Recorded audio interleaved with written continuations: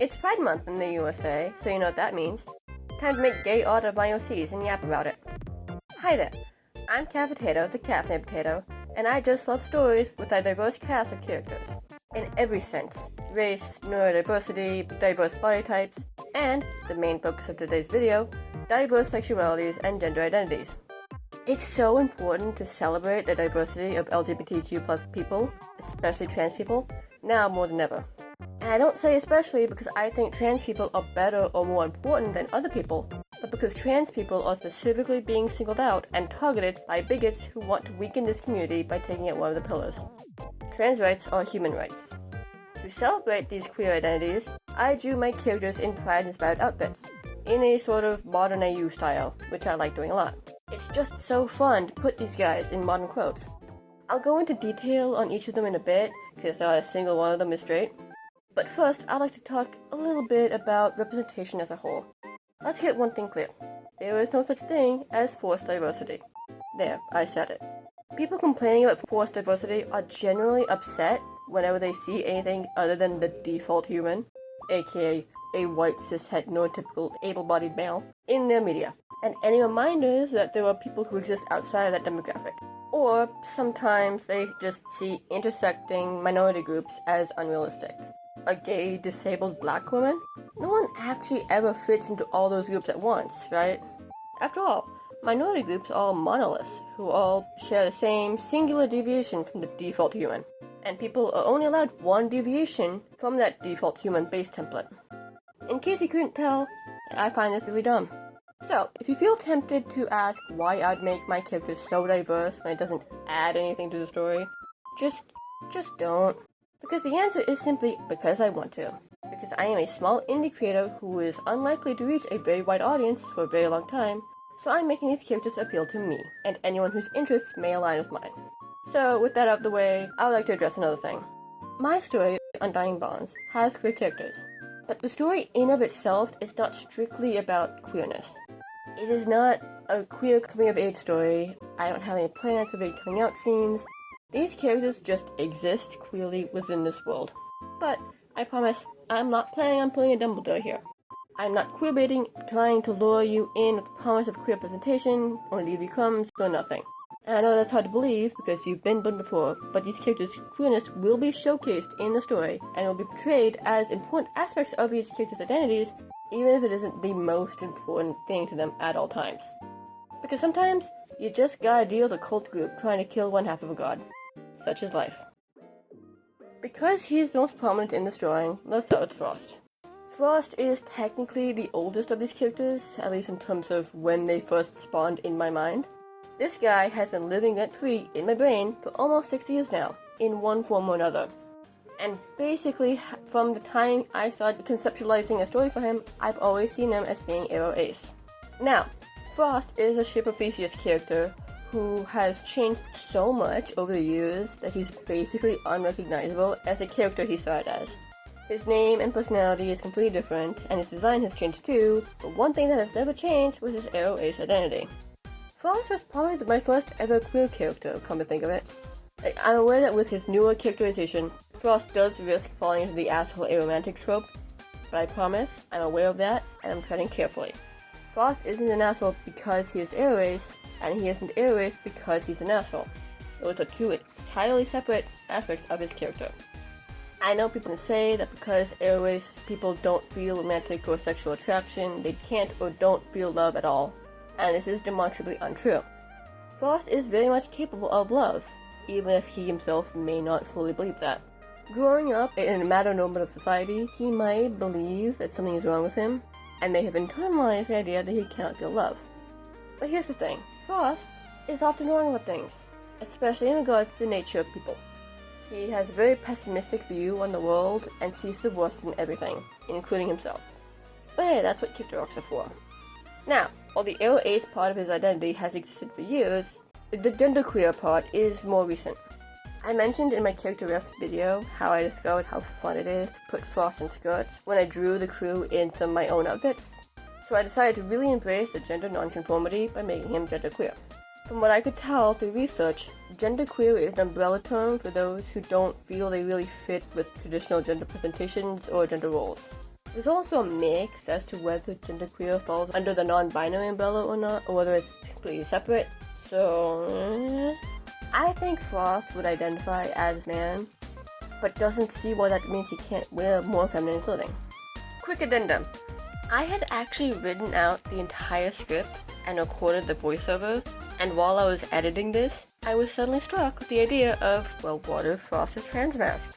And that idea got wedged into my brain and refused to leave because it's giving me ideas of how I could play with that in the story, so guess that's sticking now. And the story might actually end up with deeper queer themes than I had originally planned. This doesn't mean I'll stop drawing him in skirts, however. You can still be a genderqueer trans man because there is no right or wrong way to be trans. Speaking of, I had a lot of fun designing his outfit here. I referenced a lot of the more alt-style pride outfits I could find on Pinterest. The unclipped SPEEDPAINT's chain brush really helped make the many chains not a total bitch to draw. Now, before we move on to the rest of the characters, I'd really quickly like to do the YouTube thing and ask you to hit like if you've enjoyed my rambling thus far, and maybe leave a comment. Tell me about what you like about my characters, or even just tell me about your own. I'd love to hear about them. Blah blah blah, engagement, YouTube words. Now on with the video. Moving on to Oriana. The journey to me deciding to make her a trans woman was actually kind of funny. So, the character I was thinking of for the leader archetype of this 5-man band was originally a male, half-elf and bard. Because I'm a D&D nerd, so of course all my characters started out as D&D characters. And I had this idea that he came from a noble family, and would have this ongoing argument with his mother about how long his hair was, with his mother not finding it masculine enough, and him liking having long hair as a form of self-expression. At some point, I looked at that dynamic, and went, Anyway, I then decided to hit her with the trans beam, because why not, right? Her lesbian identity has less real-world history to it. I just chose it just because. It'll primarily show in her occasionally flirting with pretty girls, but I'm not planning on giving her a full romantic subplot because that would require creating a whole other character, and I already have a side character hoarding problem. Ahem. Anyway, Ori has a lot of character developing to do before she'd be ready for a committed relationship at all. She's got a lot to learn about sympathy and also forging a solid sense of self-worth that isn't just solely tied to earning her family's approval. And she's got so much going on anyway, and by that I mean I already have so much story planned through the story, please help me. And by planned I mean ideas floating loosely in my head that haven't gotten written down, because writing hard. For her outfit, I was really stuck for a while, but none of my friends said they wanted something campy. So I tried to do that, combining the lesbian flag with peacock imagery, since I've always kind of associated Ori with peacocks. Well, I specifically associate her with phoenixes, but peacocks are just such a fun bird to base phoenixes around. You can't really see her outfit very well because of the composition, but I really couldn't find a better composition that I liked that showed off all the outfits well, and I was running out of time, so that's what I get for designing the outfit without consideration for how I would utilize them in actual illustration, I guess. On to Raymon. Raymon is basically demi-everything. Demi-girl, demisexual, demi-romantic. That wasn't intentional, I only realized that after I had gotten attached to the idea of each of them individually. Oh well. The demigirl thing was mostly because I wanted a non-binary character, but also didn't want Ori to be the only femme-adjacent character in the group. After all, Nestor is specifically a subversion of traditional gender norms, so making him female would make him less interesting. And I guess I could have swapped Frost's gender, but because he has existed in my brain for so long, I guess I got very reluctant to change certain things. So, making Raymon a demigirl felt like a good way to have my cake and eat it too. That being said, I have put actual thought into their gender identity and make sure not to just treat NBs as female light. Raymon does at least partially identify as female, yes, but not entirely. When someone calls Raymon a woman, it feels to them kinda like when someone says your name slightly wrong, and it's like, that's not entirely correct, but it's mostly there, so is it really worth the effort to correct them? Kinda like when my friends spell Raymond's name with D at the end, making it Raymond instead of just Raymond. Now, for the demi-romantic and demisexual thing. First of all, for all the characters, their romantic and sexual orientations are the same. I know this isn't always the case for people. but it makes things simpler for me to communicate the orientations of multiple characters in a story not specifically about queer experiences in a world that may or may not have the language to clearly describe how they identify. If me simplifying these orientations bothers you, I'm sorry, but I am a one-woman team, and I can only do so much on my own. Sometimes, you gotta choose your battles and make things up just a bit easier on yourself. Also, I don't plan on focusing on sex, at all, so really the romantic orientations are the only parts that would be very relevant to the story, so... Anyway, the main reason I made Raymon very romantic was to have more A-respect representation who wasn't just Frost. Because as mentioned before, Frost can be a bit feisty in his air-raceness. So Raymon is here to provide a bit more variety in A-respect experiences. In that sense, Raymon kind of represents how some A-respect or A-spec people can engage in romantic or sexual relationships, while Frost is someone who wants no part of either and never will, and that's fine. And unlike with Ori, I do actually plan on featuring a romantic subplot with Raymon, but put a pin in that, we'll touch on that more later. Raymon's pride design was kind of mixing some more of that alt-style fashion I referenced for Frost, but with a bit more of a masculine lean to it. However, Raymond has a lot of skin showing, because I noticed a lot more revealing clothes in the photos I referenced, and just thought it would suit Raymond. Last but not least is Nestor. I also had a bit of a mental journey leading up to me deciding to make Nestor intersex. Now, this was a bona fide ADHD rabbit hole I went down, so if things get a little wild, just hear me out. So, Nestor is a faun, as was his father, but his mother was human. And while humans and other mythical humanoids having children is pretty standard fare for its fantasy, I wanted to see if I could add a little scientific detailing to flesh it out a bit and make it more grounded. So I researched a bit about mules, since they are creatures born from breeding two similar yet different species. And I saw that because donkeys and horses have different numbers of chromosomes, mules have an uneven number of chromosomes. And while I know that doesn't affect the sex chromosomes at all, and I ended up doing nothing with that research because I very quickly found that deep diving into biology is not nearly interesting enough to me to be worth it, that seed was still planted in my brain. So, I researched different types of intersexuality, since it is a wide umbrella that covers a lot of conditions. I ultimately decided on Klinefelter syndrome, since it aligned well with what I was already planning on doing, and therefore would be the easiest to incorporate. After all, it actually solved the minor plot hole I had. See, I had this idea that Nestor was struggling to grow out a beard to look more like his dad, since he already looked so much like his mom, but wasn't having too much luck in that regard. But I later added lore that fawns are pretty hairy, with even female fawn having a substantial bit of body and facial hair growth, at least compared to humans. So why would Nestor be struggling with growing a beard if that's supposed to be pretty easy for fawns? Simple. Klinefelter syndrome often leads to poor facial and body hair growth. Boom. Plot hole filled, and now I'm going to tangible way to show how being intersex affects Nestor in a world that may not even have the science to know about how chromosomes work.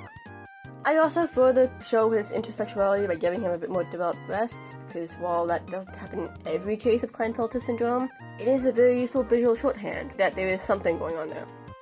Now, Nestor's pansexuality has flawless thought behind it. That decision was mostly vibes-based.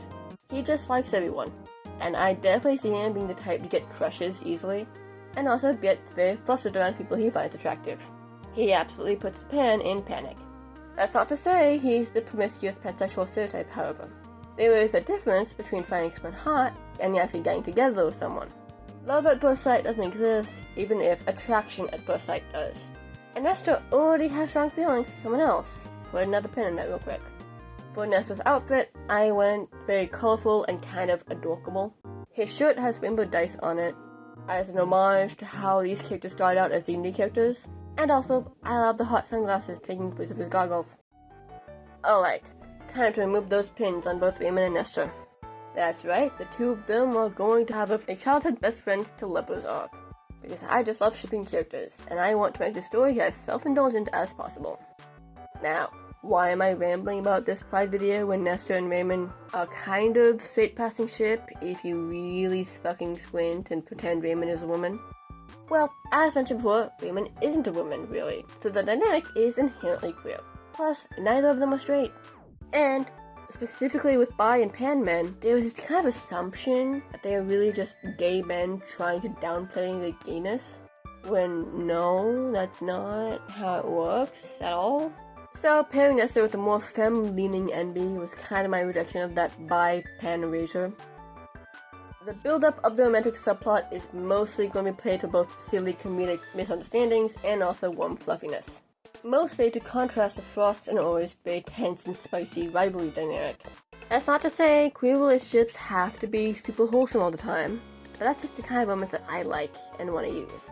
I'm tired of romances full of dumb and contrived soap opera drama.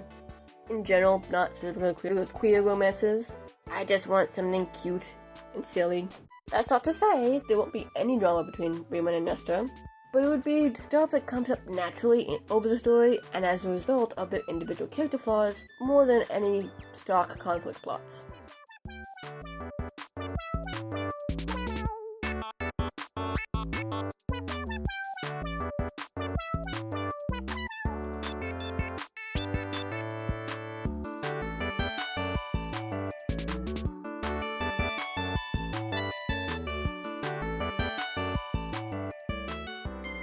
Oh boy, this script is getting long. I think I've rambled enough.